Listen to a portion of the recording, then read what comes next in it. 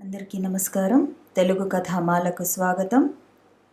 అనిర్వచనీయం నవల చదువుకుంటున్నాము. రాసిన వారు అరకపూడి కౌసల్యాదేవి గారు. ఆ రాత్రి తల్లి చెల్లెలు భోజనాలు చేయకపోయినా భాస్కర్ కిషన్ మాత్రమైనా జాలి కానీ బాధ కానీ కలగలేదు. మర్నాడు ఉదయం నా కోసం కాకపోయినా అమ్మ కోసమైనా నేను మామూలుగా తిరగాలి, వంట చేసి పెట్టాలి అమ్మకు అనుకుంటూ పక్క మీద నుంచి లేచింది సావిత్రి. ముఖం కడుక్కుని వంటింట్లోకి వస్తూనే ఆశ్చర్యపోయింది. ఇంచుమించు ఖాళీగా ఉన్న హోటల్ క్యారియర్ శుభ్రంగా భోజనం చేయబడి ఖాళీగా ఉన్న 2 బిస్తళ్ళు చూసి, అవును, తల్లి చెల్లి ఎవరు? వాళ్ళు బాధపడితే తనకేం, తాను తన భార్య బాగుంటే చాలు, స్వార్థపరుడు అనుకుంది కసిగా.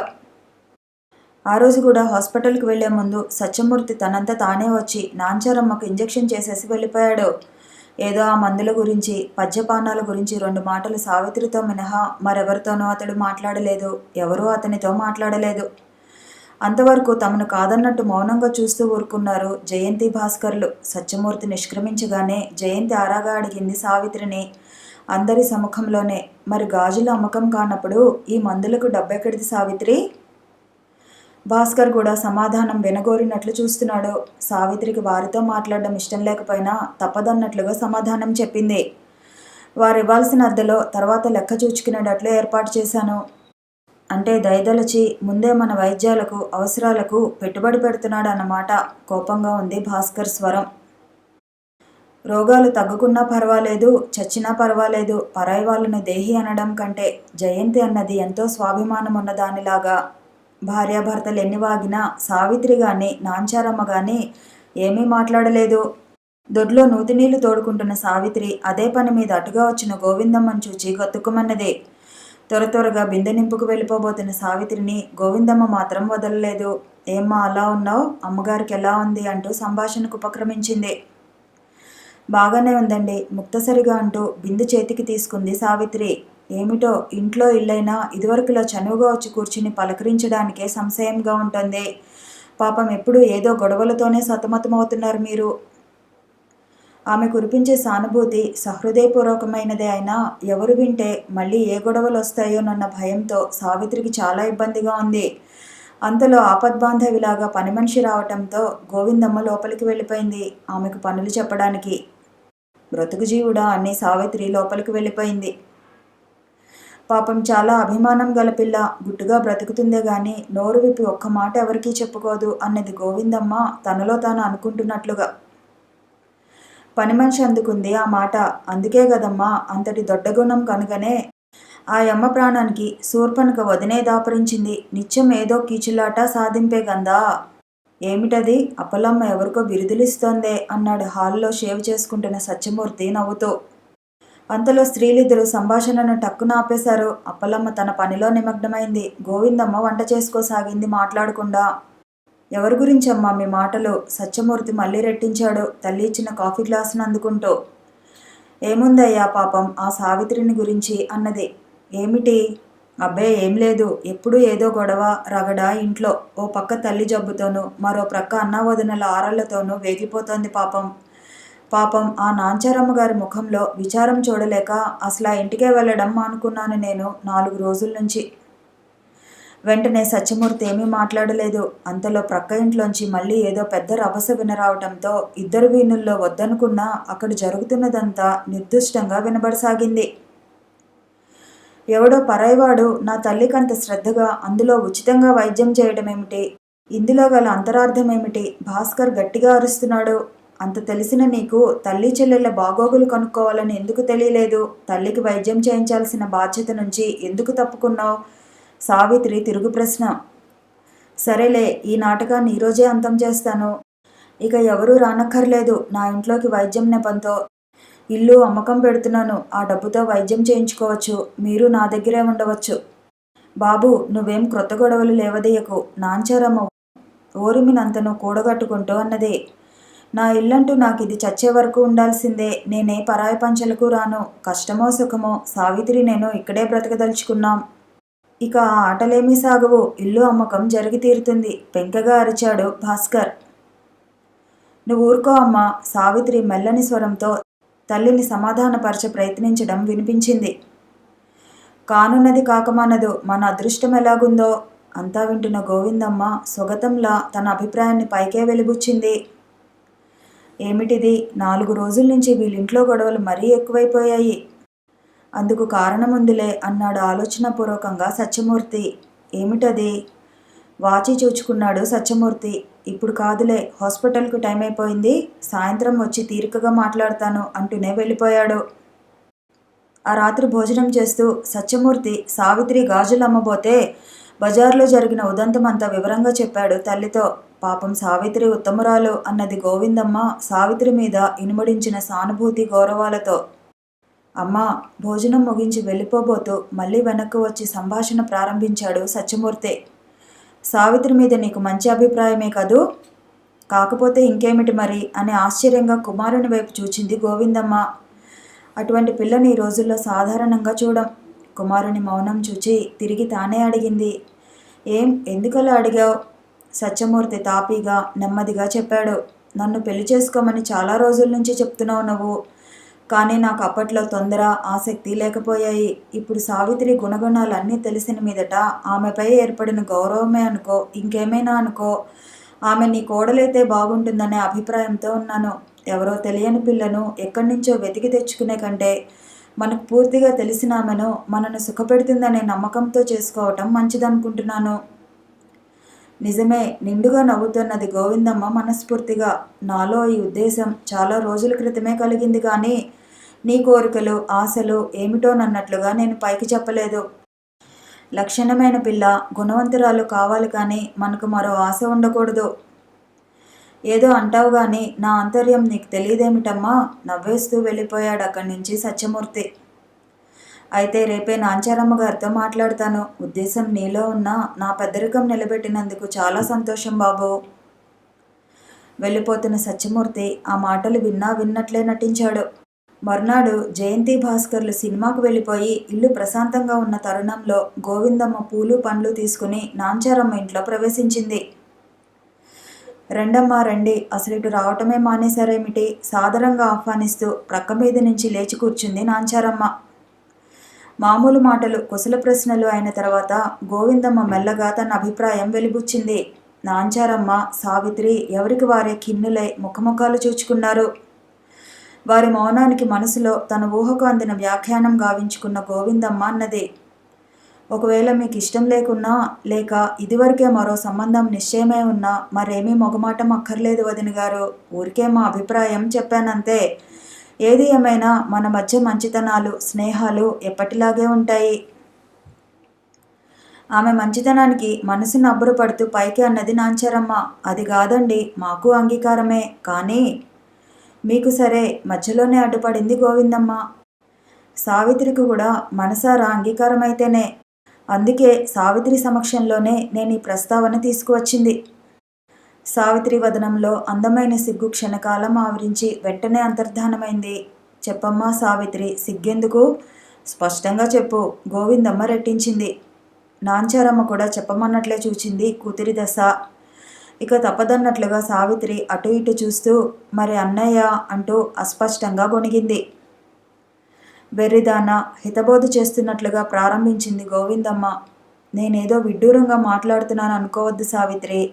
అన్నగా అతడు బాధ్యత నిలుపుకొన్న నాడే చెల్లిగా నువ్వు అతన్ని గౌరవించి పెద్దరికం నిలబెట్టగలవు. కానీ పరాయివాడి కంటే హీనంగా అన్యాయం చేస్తూ అపనిందలు వేసి సాధించి కసిడికోత పెట్టే కసాయివాడు సోదరుడని ఎలాగనుకుంటాం? నీ బాగును, నీ బాధ్యతను నువ్వే చూచుకోవలసిన స్థితిలో ఉన్నావు. అవును సావిత్రి, నా కడుపును పుట్టినవాడే అయినా భాస్కర్ ఒకంత కూడా నీ జ్యేష్ఠుడిలా ప్రవర్తించడం లేదు. తండ్రి కంటే మిన్నగా కడుపును పెట్టుకు కాపాడవలసిన వాడు అన్న. కానీ అతడికి ఆ మీమాంస, వివక్షత, వివేకాలు శూన్యమైపోయాయి. మనం దాసీనులను చేసి మన రక్తమాంసాలను కూడా హరించి భార్యను ఒక రాణిగా కూర్చోబెట్టి రాజసేవలు చేయించాలనే మైకంలో ఉన్నాడా మూర్ఖుడు. నీ బాగోగులు నువ్వే నిర్ణయించుకుని నీ జీవికకై నీవే శ్రమపడి ఆర్జించుకోవలసిన దయనీయ స్థితిలో ఉన్నావమ్మా ఈనాడు. కంఠం గాద్గికం కాగా కొంతసేపు ఆగింది నాంచారమ్మ. మళ్ళీ కొంతసేపటికి ఆవేశాన్ని అణుచుకొని తాను చెప్పదలచింది పూర్తి చేసింది. సత్యమూర్తి గారిని ఇన్నాళ్ళుగా చూస్తున్నాను. విద్యావంతుడు, సత్పురుషుడు, సౌందర్యంలో కూడా మిన్న. కేవలం అదృష్టదేవత నిన్ను కరుణించి ఆ తల్లి కుమారులలో అటువంటి అభిప్రాయాన్ని కలిగించింది. ఇంతటి సహృదయురాలికి కోడలివి కావటం నీ పూర్వజన్మ సుకృతం. అంత పెద్ద మాటలు వద్దు వదిన గారు. గోవిందమ్మ వినయపూర్వకపు అభ్యర్థన. కానీ చెప్పలేక చెప్పింది నాంచారమ్మ. మీకు పిల్లను ఏదో దాని శరీరంపై ఉన్న 5-6 కాసుల బంగారాన్ని మినహా మరేమీ ఇవ్వలేని నిర్భాగ్యురాల్ని. మాకవేం వద్దు నొచ్చుకుంటూ అన్నది గోవిందమ్మ. మాకు ఆ ఆశే ఉంటే 2 ఏళ్ల క్రితమే మా బాబు పెళ్ళి అయిపోయి ఉండేది. కృతజ్ఞతతో చూడటం తప్ప నాంచారమ్మ మరి మాట్లాడలేకపోయింది ఆనందాతిరేకంలో. అయితే శుభస్య శీఘ్రం అని నవ్వుతూ గోవిందమ్మ తను తెచ్చిన పూలు పళ్ళు ఉన్న పళ్ళెరం సావిత్రి చెంత ఉంచుతూ, తీసుకో సావిత్రి, కుంకుమ కూడా అందులోనే ఉంది, బొట్టు ఉంచుకో అన్నది. సజల నేత్రాలను పైకెత్తింది సావిత్రి. ఏమో చెప్పాలని ఉన్నట్టుగా గోవిందమ్మ దశ చూచింది. ఏమిటి సావిత్రి, ఏమిటమ్మా నీ సందేహం? స్పష్టంగా చెప్పు. గోవిందమ్మ కాబోయే కోడలి తల నిమురుతూ లాలనగా అడిగింది. తలవాల్చుకొని మెల్లని స్వరాన దృఢంగా అన్నది సావిత్రి. నాది ఒక్కటే కోరిక. మా పరిస్థితి అంతా మీకు తెలుసు. అమ్మను నా నుండి విడదీయకపోతే జన్మజన్మలకు మీకు రుణపడి మాట పూర్తి చేయలేకపోయింది. పిచ్చిపిల్ల, గంభీరంగా నవ్వింది గోవిందమ్మ. ఆ మాత్రం తెలియని కసాయి హృదయం కాదమ్మా నాది. తల్లి బిడ్డల అనుబంధం నాకు తెలుసు. కంటికి రెప్పలా కాపాడే కుమార్తెవు. నిన్ను విడిచి ఆ కన్నతల్లి ఎక్కడ ఎలా మనగలదు? అందరం ఒకే చోట హాయిగా ఉందాం. నాకు కుమార్తెలు లేని లోటు నీ వల్ల తీరాలి. రాత్రి సినిమా నుంచి వచ్చిన భాస్కర్ తల్లి నోటి మీదుగా విషయం విని మండిపడ్డాడు. ఏం ఇంతింత స్వతంత్రాలు వచ్చాయా? మగవాడిని ఉన్నానన్న మాట మర్చిపోయారా? ఓ ప్రక్క నేను కాళ్ళు అరిగిపోయేటట్టు పెళ్లి సంబంధాల కోసం తిరుగుతూ ఎక్కడో రాజకుమారుడు లాంటి భర్త కావాలి నా చెల్లెలికని ప్రయత్నిస్తూ ఉంటే మీరిలాగ మీకు మీరే కనిపించిన వాడు నిర్ణయించుకోవడానికి సిగ్గులేకపోయిందా? ఇది నాకు అవమానం చేయటం కాక ఇంకేమిటి? అయ్యో అవమానమా? మరీ అవమానమా? అలా మెల్లగా అంటారేమిటి? జయంతి నెగడు ఎగద్రోయసాగింది.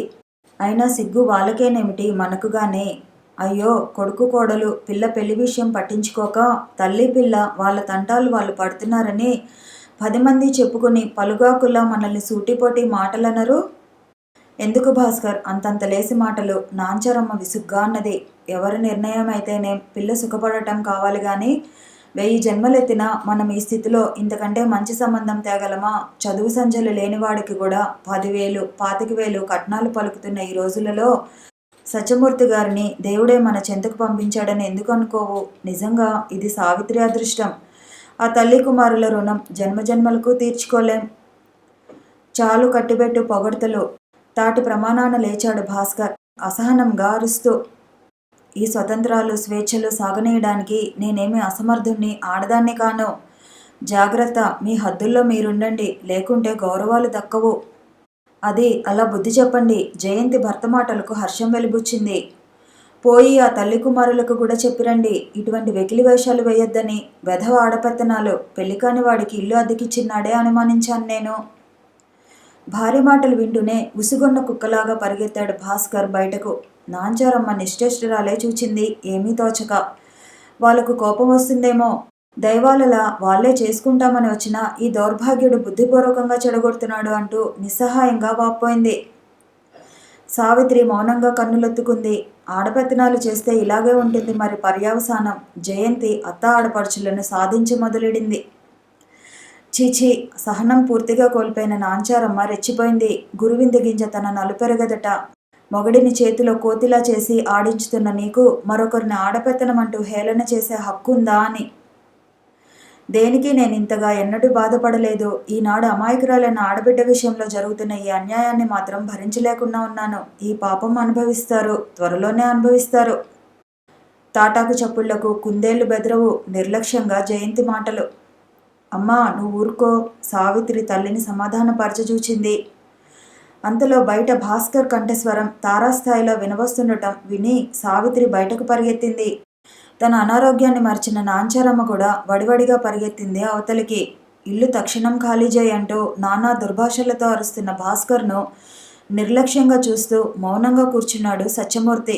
గోవిందమ్మ ఆందోళనగా చూడసాగింది. ఏం పెళ్ళి అంటూ భ్రమపెట్టి అమాయకులైన ఆడాళ్లను వల్లో వేసుకుందామనుకున్నావా? ఈ కారణంగా ఇంటద్దె ఎగవేయొచ్చు. నీ అవసరము తీరుతుందని అనుకున్నావా? గొంతు వీలైనంత తారాస్థాయిలో పలికించుతున్నాడు భాస్కర్. మిస్టర్ పౌరుషమంతా ప్రదర్శిస్తూ ఒక్క ఉదుటున అకస్మాత్తుగా లేచి నిల్చున్నాడు సత్యమూర్తి. సభ్య సమాజం స్త్రీలున్న ఇల్లు అది. జాగ్రత్తగా మాట్లాడు. వెర్రిమొర్రి కబుర్లు చెప్పక నోటుకొచ్చిన భాషనంతా ప్రదర్శించుదామంటే కుదరదు నా దగ్గర. నోర్మోయ్ అసహనంగా అరిచాడు భాస్కర్. ఇల్లు తక్షణం ఖాళీ చేయి. అద్దెకొచ్చి అల్లుడినవుదామనుకుంటున్నావట్రా అప్రాచ్యుడా. నీచ వస్తువునో అసహ్యకరంగా కనబడే పురుగునో చూసినట్టు చూచాడు సత్యమూర్తి. ఇల్లు ఖాళీ చేయను. దిక్కున్న చోటు చెప్పుకో.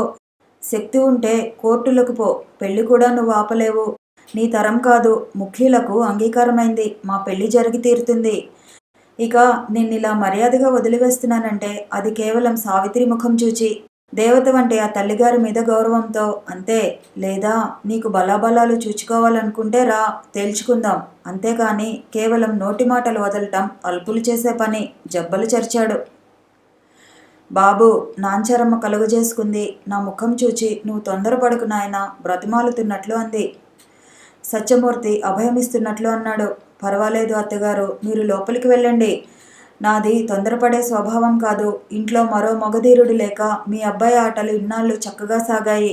ఇక ఇంతటితో దానికి స్వస్తి జరుగుతుందే అని అతడు బాధపడి అక్కసు వెళ్ళగక్కుతున్నాడు అన్నాడు నిర్లక్ష్యములకే చిరునగవుతో. భాస్కర్ ప్లేటు మార్చాడు.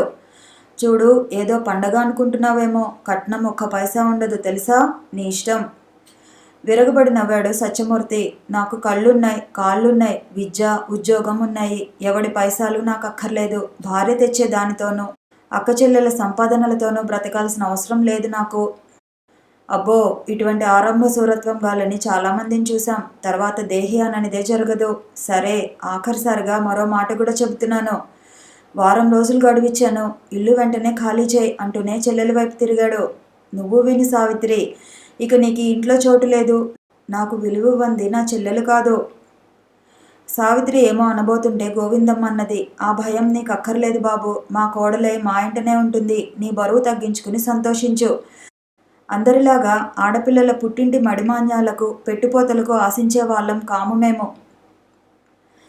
నాంచారమ్మ గోడవారన చతికిలబడుతూ అన్నది. మీరు అడిగినా అడగకపోయినా, ఆశించినా ఆశించకపోయినా ఆడపిల్లకు పెట్టవలసిన బాధ్యత తల్లిదండ్రులది, పుట్టింటి వారిది. కాళ్ళు కడిగి ఒక అయ్య చేత పెట్టగానే తన పని తీరిపోయిందన్నట్లు చేతులు కడుక్కు కూర్చునే కనాకష్ట గుణం మా ఇంటా వంట లేదు ఇంతవరకు. కానీ నేటికి కడుపు శోకానికి నాకు ఈ దౌర్భాగ్యుడు పుట్టాడు. వినండి, వాడిచ్చేది వాడు ఒరగబెట్టేది ఏమీ లేదు.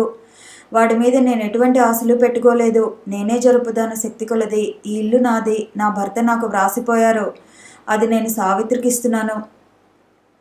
తోకత్రొక్కిన తాచుల్లా లేచారు జయంతి భాస్కర్లు. ఆయన వ్రాసారో లేదో మేము చూసామా? నువ్వే ఏమైనా దొంగ కాగితాలు సృష్టించావేమో. ఆ పన్నాగాలేమీ మా దగ్గర సాగవు. నిక్షేపంలాగా వంశోద్ధారకుడైన కొడుకుండగా భార్యకు కూతురికి ఉన్నదంతా ఇచ్చేశారంటే లోకం నవ్వదు? నమ్ముతుందా? నిజమే, నవ్వుతుంది తాపీగా అన్నది నాంచారమ్మ. అది మామూలు పరిస్థితుల్లో అయితే. కానీ నిన్ను నీ తండ్రి చదివించి ప్రయోజకుణ్ణి చేసి ఉద్యోగస్తుని చేశారు. లక్షణమైన పెళ్లి చేశారు. కానీ కూతురికి ఏం చేశారు? చదువు లేదు, పైసా నిలవలేదు. నువ్వేదో ఉద్ధరించి వైకుంఠం ఒరగదోస్తావన్న ఆశతో మా కడుపులు కాల్చుకోవటమే కాక అభంశుభం తెలియని ఆ చిన్న బిడ్డ సరదాలు కూడా ఏమీ తీర్చకుండా అంతా నీ చదువుకు, నీ షోకులకు ఖర్చు పెట్టాం. కానీ నువ్వింత గర్భశత్రువు, ద్రోహివి అవుతావని అనుకోలేదు. అందుకే ఆయన ముందు చూపుతో ఆ పెళ్లికాని ఆడబిడ్డ కోసం ఉన్నది కాస్త జాగ్రత్త చేసిపోయారు. కానీ తెలివి తక్కువతో అది కూడా నిలపలేకపోయాను. ప్రావిడెంట్ ఫండు, ఇన్సూరెన్సు మోసం చేసి వ్రాయించుకుపోయావు. ఇక మిగిలింది ఈ ఇల్లు. అదే మిగలదు కంగుమన్నది ఖరారుగా జయంతి గొంతు. ఇక ఈ సంబంధాలు ఇంతే. మాట వచ్చాక మాట పెరుగుతుంది. అంతగా కోరి చేసుకుంటున్న మహానుభావుడు, కట్నకానుకలు అవసరం లేని ఆదర్శ పురుషుడు. ఆయనకు ఈ ఇల్లు మాత్రం దేనికి? పెళ్లి నిర్ణయించుకున్నంత స్వతంత్రం అన్నింటిలోనూ ఉంటేనే ప్రతాపం మరి. అవును, భాస్కర్ వంతపాట. చావబోతున్న వాళ్ళ చేత బలవంతంగా వ్రాయించుకున్నంత మాత్రాన చెల్లదు. ఎవళ్ళకి ఇందులో చిల్లిగవ్వ రాదు. రానియను. ఈ ఇల్లు నాది. తేల్చుకో అమ్మా. నీకెవరు కావాలో? నేనా, సావిత్రా? నాంచారమ్మ కుమిలి ఏడ్చింది. దౌర్భాగ్యుడా, నీకు ఉచ్చం నీచం తెలియకుండా ఉంది. మనిషి బ్రతకడానికి డబ్బు, తలదాచుకోవడానికో నీడ అవసరమే కానీ అందుకు ఇంతింత అన్యాయాలు, అక్రమాలు అవసరం లేదురా. మనిషే పుట్టాక కాస్త పుణ్యం పాపం భయం ఉండాలి. నోర్మొయ్ నిర్ఘాంతపోయింది నాంచారమ్మ. చీచి, ఆఖరుకు కన్నతల్లిని నీచంగా మాట్లాడుతున్నావు. పురుగును విదిలించినట్లు విదిలించుతున్నావు. ఈ కండకావరానికి తగ్గ ఫలితం అనుభవిస్తావు భాస్కర్. నీవెంత అన్యాయంగా ప్రవర్తిస్తున్నా, ఎలా మాట్లాడుతున్నా, కన్నబిడ్డవనే కనికరంతో నేను ఇంతకాలం ఏమీ మాట్లాడలేదు. కానీ ఇవాళ నా కడుపు దహించుకుపోతుంది. తల్లి దీవనే గాని తల్లి శాపం పనికిరాదురా ఎవడికైనా. అనవసరంగా కన్నతల్లి కడుపులో చిచ్చు రగుల్చుతున్నావు. ఈ పాపం నిన్ను ఊరక విడవదు. నాశనమైపోతావు ఒగర్చుతూ అన్నది. అలాగా జయంతి అవహేళన. మంత్రాలకు చింతకాయలు రాలితే ఇకనేం గాని సవిలాసంగా సిగరెట్ పొగ వదులుతూ అన్నాడు భాస్కర్. ఇంతకు దేనికి నీ బాధంతా? ఇల్లు గొడవ పూర్తిగా వదులుకొని మీకు దారాదత్తం చేసి నేనెక్కడో ఏడుస్తుంటే నీకు సంతోషంగా ఉండునా? రోషంగా అన్నది నాంచారమ్మ. ఆ గోడంతా వదిలేరా దౌర్భాగ్యుడా. నువ్వేమన్నావు? నేను ముఖ్యమా సావిత్రి ముఖ్యమా తేల్చుకోమని అనలేదు. నేను అడుగుతున్నాను చెప్పు. నీ 2 కళ్ళల్లో నీకేది ముఖ్యమో చెప్పు. చెప్పరా? భాస్కర్ మాట్లాడలేదు. అవును మాట్లాడవు. ఏం మాట్లాడతావు? ఏం చెప్తావు? 2 కళ్ళు కావలసినవే. ఏ కన్ను పోగొట్టుకోలేవు. బిడ్డలు కూడా అంతేరా. కన్నతల్లి ప్రేమ బిడ్డలు లేనివాడివి. ఇంకా నీకేం తెలుస్తుంది? ఈ వదరబోతుతనానికి ఫలితం అనుభవిస్తావు. ఇటువంటి అగ్ని పరీక్షకే దేవుడు నిన్ను కూడా నిలబెట్టాలి. నీ పాపం నీవు అనుభవిస్తావు. అనవసర ధోరణి కట్టిపెట్టి అడిగిన దానికి చెప్పు. భాస్కర్పై తల్లి మాటల ప్రభావం ఏమీ పడలేదు. ఏమీ చెప్పలేనట్లుగా నాంచారమ్మ మౌనం వహించింది. సావిత్రి నిశ్శబ్దంగా రోధిస్తూ లోపలికి తప్పుకుంది. బాబు, గోవిందమ్మ కుమారుణ్ణి సంబోధించింది. ఏమిటలా చూస్తూ కూర్చున్నావు? మాట్లాడు. సత్యమూర్తి గంభీరంగా చిరునవ్వు నవ్వాడు. నువ్వే చెప్పమ్మా, పెద్దదానవు. అయినా నేనేం చెప్తానో నీకు తెలుసుగా. నీ మాటే నాకు ఆజ్ఞ. ఆనందాతిరేకంతో కొలదిసేపు మాట్లాడలేకపోయింది గోవిందమ్మ. ఆ తల్లి కుమారుల అదృష్టానికి మనసులోనే అంజలి ఘటించింది నాంచారమ్మ. మీరు అదృష్టవంతులు గోవిందమ్మ గారు. ఇంతటి వినయ విధేతలు గల కొడుకు ఉండటం కంటే ఏం కోరుకుంటుంది ఏ తల్లి అయినా అంటూ మనసారా అభినందించింది. కొలదిసేపు నిశ్శబ్దం. గోవిందమ్మ స్పష్టంగా మెల్లగా అన్నది. మా సత్యమూర్తికి ఇక నేనెంతో, నాంచారమ్మగారు అంతే. ఆమెగారు కూడా మాతోనే ఉంటారు. సరే. ఎదురుగా కనిపిస్తున్న స్టూల్ను తన్నేస్తూ ముగింపు వాక్యాలు పలికాడు భాస్కర్ తను లేవదీసిన రగడకు. ఈ ఇంట్లో నుంచి అందరూ కూడా సాధ్యమైనంత త్వరలో పొండి అనేసి లోనికి వెళ్ళిపోతున్న అతడిని ఆగండి అన్న సత్యమూర్తి సరళ గంభీర స్వరం నిలవేసింది. మీ ఇంట్లోంచి వెళ్ళమనే హక్కు మీకుంది. అయితే అది అంత మోటుగా చెప్పనవసరం లేదు. మా నిలువెత్తు ధనం పోసినా ఒకరి ఇంట ఉండాల్సిన అగత్యం లేదు మాకు. ఈ ఇంటి నుంచి అసలు మమ్మల్ని వెళ్ళమనగల అధికారం మీకు లేదు. న్యాయబద్ధంగా ఇందులో మీకేమీ లేదు. ఈ ఇల్లు ఈ తల్లి కూతుళ్ళది. అలా కాకుండా మీకు చెందాలనుకున్నప్పటికీ ఇందులో మీకు 3వ వాటా మాత్రమే ఉంటుంది. కానీ నేను అలా హక్కుల కోసం అయిన వాళ్లతో పోరాడే వాడిని కాను. ఆడపిల్లకు ఆస్తి ఉండటం మంచిదే, ఉండాలి కూడా. అది ఆమెకు మంచి అండగాను భవిష్యత్తులో ఆమె పిల్లలకు ఉపయోగిస్తుంది. అయినా మీ లోభత్వం చూచి సావిత్రితో సంప్రదించకుండానే ఆమె తరఫున నేనే చెబుతున్నాను. మేము ఈ ఇంటిని తృణప్రాయంగా వదులుకుంటున్నామని. ఆస్తిపాస్తులు లేవనే మిషతో నచ్చిన పిల్లను వదులుకొని నీచుడిని కాను. భార్య ధనాన్ని ఆశించవలసిన అవసరము అత్యాశ కూడా లేవు నాకు. దైవకృప వల్ల విద్య ఉద్యోగం ఉన్నాయి. కళ్ళు కాళ్ళు దేహబలము ఉన్నాయి. నన్ను నా వారిని ఎలాగైనా పోషించుకోగలను. నా భార్య తల్లి నాకు కూడా తల్లే. ఆమె ఎక్కడ ఉండాలనే ప్రశ్నే రాదు నాకు. గొప్పవాడివి హేళనగా అన్నాడు భాస్కర్. కాకపోవచ్చు, కానీ తక్కువ వాడిని మాత్రం కాను. ఇల్లు వారం 10 రోజుల్లో ఖాళీ అయిపోతుందిలేండి. ఆలయంలో పెళ్లి జరిగిన అనంతరం సతీ సమేతంగా కొత్త ఇంట్లో అడుగుపెట్టాడు సత్యమూర్తి. మా సావిత్రి అదృష్టవంతురాలు. ఆమె పాదం మంచిదే. త్వరలోనే స్వంత ఇల్లు ఏర్పడి బిడ్డాపాపలతో కలకలలాడాలి అన్నది గోవిందమ్మ కొడుకుని కోడల్ని చూచి మురుస్తూ. ఘాతకుడు తన చేతులతో కాళ్ళు కడిగి కన్యాదానం చేయవలసిన వాడు కనీసం కళ్ళతో పెళ్లి చూడడానికైనా రాకపోయాడు అంటూ వాపోయింది నాంచారమ్మ. పోనీలేమ్మా, దేవుడి సమక్షంలో పెళ్ళయింది. క్రింద నువ్వు, పైన నాన్నగారు ఆశీర్వదించారు. చాలు అన్నది సావిత్రి తన బాధను కప్పిపుచ్చుకొని తల్లిని ఓదారుస్తూ. నిన్ను వివాహమాడటం కేవలం నా అదృష్టంగా భావిస్తున్నాను సావిత్రి అన్నాడు సత్యమూర్తి సావిత్రితో ఏకాంతంలో. నీకేం కావలసినా ఏం చెప్పాలని ఉన్నా నిస్సంకోచంగా అడగాలి, చెప్పాలి, మాట్లాడాలి. ఇదివరకటిలాగా నువ్వు యజమానురాలివి, నేను అద్దుకున్నవాడిని కానుగా. చిన్న సవరణ. నేను యజమానురాలినే ఇప్పుడు కూడా. మీ స్థానమే కొంచెం మార్పు పొందింది. ఏమిటో అది చెప్పరాదు? చెప్పుకోండి, కొంచెం ఆలోచిస్తే అదే తెలుస్తుంది. అబ్బా, అయితే గడుసుదానివేనే. నేను భార్యావిధేయుణ్ణి కావాలంటావు. అంత అతి ఆశ లేదులేండి. ఇద్దరూ నవ్వేసుకున్నారు. సావిత్రి సత్యమూర్తుల అన్యోన్యతను, పెద్దలను వారిద్దరూ ఆదరించుతున్న తీరును చూచి గోవిందమ్మ, నాంచారమ్మ కూడా మురిసిపోసాగారు. మిమ్మల్ని ఒకటి అడగనా? ఒకరోజు గోముగా అడుగుతున్న సావిత్రిని అలవోకగా చూచాడు సత్యమూర్తి. మొదటి రోజునే చెప్పానుగా అమ్మాయి గారు, మీరు అడగదలుచుకున్నవన్నీ అడిగేసేయాలి నిస్సంకోచంగా అని. సావిత్రి మాట్లాడలేదు. పరీక్షగా చూచాడు. ఏమిటి సావిత్రి అంత సంకోచం? ఒకసారి వెళ్ళి అన్నయ్యను వదినను చూడాలని ఉంది. అన్నయ్య ఈ ఊరే ట్రాన్స్ఫర్ చేయించుకుని ఇక్కడే ఉంటున్నారట. ఏమీ మాట్లాడలేదు మొదట సత్యమూర్తి. అవును, నేను విన్నాను. ఆ ఇల్లు జాగ్రత్తగా కాపలా కాస్తున్నాడన్నమాట అన్నాడు నవ్వేస్తూ. మీకు ఇష్టం లేనట్లుంది. ఏదో తొందరపడి తెలివి తక్కువగా ప్రవర్తించాడే అనుకోండి అన్నయ్య. కానీ సోదర సంబంధం అంత తేలికగా వదులుకునేది కాదు కదా. నీకు ఇష్టమైతే తప్పకుండా వెళ్ళు సావిత్రి. బంధుత్వం తెగదెంపులు చేసుకోమని నేను ఒక్కనాటికి అనను. కానీ ఒకవేళ వాళ్ళు నిన్ను అవమానిస్తారేమోనని నా బాధ. అవమానిస్తారా? నిర్ఘాంతపోయినట్లు అడిగింది సావిత్రి. నేనేం ఆశించి వెళ్ళడం లేదే. వాళ్ళు నేను వెళ్ళినందుకు సంతోషిస్తారనుకుంటున్నాను. పిచ్చి సావిత్రి. భార్య అమాయకతకు జాలిగా చూచాడు. వెళ్ళిరా అంటూ అనుమతినిచ్చాడు. మన ప్రేమ మనలో ఎటూ ఉంటుంది. కానీ అది వాళ్ళు అర్థం చేసుకోకుండా అల్పంగా చూస్తారు. మనిషి విలువ, బంధుత్వం విలువ తెలియదు వాళ్ళకి అంటూ నాంచారమ్మ కూడా హెచ్చరించింది కుమార్తెను. గోవిందమ్మ తటస్థంగా ఊరుకుంది.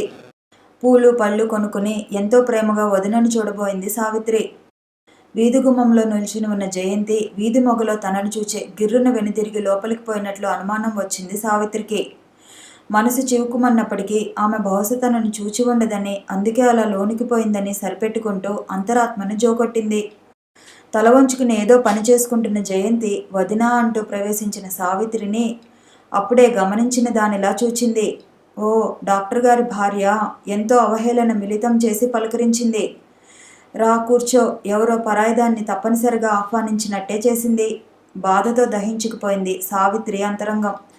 ఆయన తమాయించుకుంది. ఆరోగ్యం బాగుంటుందా వదిన? చూచిపోదామని వచ్చాను అంది పూలు పళ్ళు చేతిలో ఉంచుతూ. ఏదోలే అమ్మా, ఇక్కడ ఉన్నన్నాళ్ళు నాకు చూసి చేసి చేసి అలసిపోయావు. ఇంకా ఏం శ్రమ పడతావులే. ఇదివరలో పడ్డది, మమ్మల్ని పెట్టినది చాలు. అదేమిటి వదిన? కళాహీన వదనంతో అడిగింది. నేను మిమ్మల్ని ఎంతో చూడాలని వచ్చాను. నిజానికి నా మనసులో ఏమీ లేదు. అవునవును, మనసులో ఏమీ ఉండదు. ఉండకుండానే అంత ఘోరమైన పని చేశావు కదూ. నీ అంత నువ్వు కనిపించిన వాడిని కట్టుకుని వెళ్ళిపోయావే. లోకం మమ్మల్ని కోడే కూస్తోంది. ఉసూరని నిట్టూర్చుతూ లేచింది సావిత్రి. పోనీలే వదిన, తర్కాలు నిందలు వద్దు. చూడాలని వచ్చాను, చూశాను, వెళ్తున్నాను. నీకు నేను రావటం మనస్ఫూర్తిగా ఇష్టమైనప్పుడు కబురు చేయి, వస్తాను. వచ్చినందుకు ఒకసారి అన్నయ్య కూడా కనిపిస్తే బాగుండేది. ఏమిటంత ఆప్యాయం కురిసిపోతుంది? వెనక నుంచి కఠినంగా వినిపించింది భాస్కర్ స్వరం. అన్నయ్య ఆప్యాయంగా పిలుస్తూ వెనక్కు చూచింది సావిత్రి. వచ్చినందుకు నిన్ను కూడా చూశాను. కులాసానా అన్నయ్య? ముందు బయటికి నడు. ఉరిమినట్లుంది స్వరం. అన్నయ్య. దిగ్భ్రాంతురాలైంది సావిత్రి. అంతకంటే మరో మాట మాట్లాడలేకపోయింది. అన్న, చెల్లి పళ్ళు పటపటలాడించాడు భాస్కర్. ఎవరికెవరు? నాకు చెల్లెలు ఏనాడో లేకుండా పోయింది. ఈ వెధవ నటనలు అనవసరం. వెళ్ళు, ఇంకెప్పుడూ రాకు. భర్తను వారించకపోగా అతడి ప్రవర్తనను హర్షిస్తున్న దానికి మళ్ళీ ముసిముసి నవ్వులు నవ్వుతూ లోపలికి పోయింది జయంతి. దుఃఖం గుండెలలో ఎగదన్నింది సావిత్రికి. అవమాన భారంతో తల కొట్టేసినట్లయింది. కన్నులు తుడుచుకుంటూ రోషంగా తలెత్తిన సావిత్రి కన్నులలో అలనాటి దక్షవాటికలోని పార్వతీ అంశ తాండవమాడింది. ఇంటి ఆడపడుచుననే అభిమానం నీకు లేకపోయినా పుట్టింటిపై మమకారంతో నేను వచ్చాను. ఆశతో కాదు, అభిమానంతో వచ్చాను. నిష్కారణంగా నన్ను అవమానించి వెళ్ళగొడుతున్నారు. కానీ మీరు తొందరపడ్డారని నేను తొందరపడను. మళ్ళీ ఒకనాడు నేను నా రాక అవసరమైన రోజు నీకు రాకపోదు. ఆనాడు నువ్వే తెలుసుకుంటావు మనిషికి మనిషికి మధ్య మమత ఎటువంటిదో, బంధుత్వం ఎంత విలువైనదో అంటూనే త్వరగా వీధిలోకి నడిచింది. వెళ్ళిపోతూ ఒక్కసారిగా తాను పుట్టి పెరిగిన ఆ ఇంటిని వదలని మమతతో, తెగని అనురాగంతో వెనుదిరిగి చూచింది ఆర్ద్ర నయనాలతో. వీధి తలుపు మీద అమ్మకానికి అని వ్రాసి ఉన్న అట్ట వేలాడదీసి ఉండటం చూడగానే మనసు కలుక్కుమనగా పరుగెత్తినట్టుగా నడిచిపోయింది. ఏమిటంత ముభావంగా ఉన్నావు? రాత్రి పడుకుంటూ అడిగాడు సత్యమూర్తి. చదువుతున్న పుస్తకం మోయకుండానే అన్నది సావిత్రి. ముభావమేముంది, మామూలుగానే ఉన్నానే ప్రయత్నపూర్వకంగా నవ్వింది. ఓహో అలాగా, కొంటెగా అంటూ దగ్గరకు వెళ్ళాడు. ఏది ఇలా నా కళ్ళలోకి చూచి చెప్పు, మామూలుగానే ఉన్నానని. నా శ్రీమతి మామూలుగా ఉందో మరొకలాగా ఉందో నాకు తెలియదా? చుబుకు మెత్తిపట్టి అతడు మరీ లాలనగా అడుగుతుంటే మరి నిగ్రహించుకోలేని సావిత్రి ఒక్కసారిగా భోరుమన్నది అతడిని పనవేసుకొని. చాచా ఏమిటిది, ఊరికే అడిగానే గాని నాకు ఆ మాత్రం తెలియదా? ఊరుకో, నువ్వేం చెప్పక్కర్లేదు, ఆ మాత్రం ఊహించగలను. ఆహా, చెప్పడానికి దాపరికం సిగ్గు కాదో. వెక్కుతున్న సావిత్రి ఎక్కువ మాట్లాడలేకపోయింది. తెలుసు, కన్నీరు ఒత్తుతో అన్నాడు. అన్నా చెల్లెళ్ళ మధ్యనే ఇంత దూరం వచ్చిందని బాధ. నేను మొదటే అనుకున్నాను అక్కడికి వెళ్తే నీకు బాధ కలుగుతుందని. గట్టిగా వద్దంటే నన్ను అపార్థం చేసుకుంటావని వారించలేకపోయాను. అవును, విననందుకే నాకు శాస్తి జరిగింది. ఇంకెప్పుడు మీ మాట కాదనను. చా పోనీ, ఇందులో నేను కాదన్నది, నీవు మాట దాటినది ఏముంది, మర్చిపో. అంతకంటే ఆరాగా సత్యమూర్తి అడగనూ లేదు, సావిత్రి వివరించనూ లేదు. నిన్న మీ అన్నగారి ఇంటికి వెళ్ళావు, ఏమిటి విశేషాలు అని అడిగింది మర్నాడు గోవిందమ్మ. అంతా బాగానే ఉన్నారండి అన్నది నిర్మలంగా సావిత్రి. ఏమీ జరగనట్టే. ఎన్నో నెల మీ వదినకి? 9 అనుకుంటాను. నేను అడగలేదండి. అవునులే, చిన్నపిల్లవి, నీకు సిగ్గు కాదు? అత్తగారు అమాయకత్వానికి ముగ్ధురాలైంది సావిత్రి. అనుభవశాలి అయిన నాంచారమ్మ ఆ మాత్రం కూడా అడగలేదు. ఆ సాయంత్రం వరకు తల్లి తానే అడుగుతుందేమోనని చూచిన సావిత్రి మరి భరించలేక తల్లి ఒక్కతే ఉన్నప్పుడు సంభాషణకు ఉపక్రమించింది. నిన్న మన ఇంటికి వెళ్ళానమ్మా. అన్నయ్య చెప్పక్కర్లేదు, సగంలోనే త్రుంచేసింది సంభాషణను నాంచారమ్మ.